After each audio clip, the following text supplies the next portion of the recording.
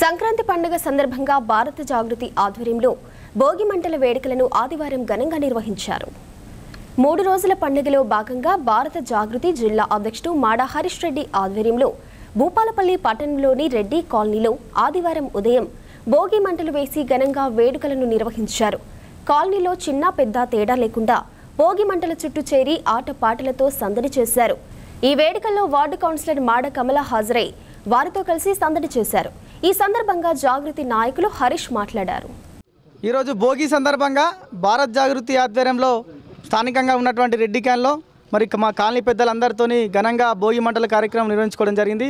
మరి భారత్ జాగృతి ఆధ్వర్యంలో ఏర్పాటు చేసినటువంటి ఈ యొక్క భోగి సంబరాల కార్యక్రమం భాగంగా ప్రతి ఒక్కరు కూడా పాల్గొని విజయవంతం చేయడం జరిగింది.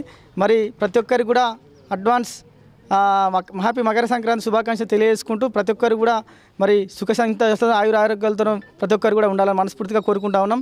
ఇట్లు మీ భారత్ జాగృతి జయశంకర్ భూపాలపల్లి జిల్లా.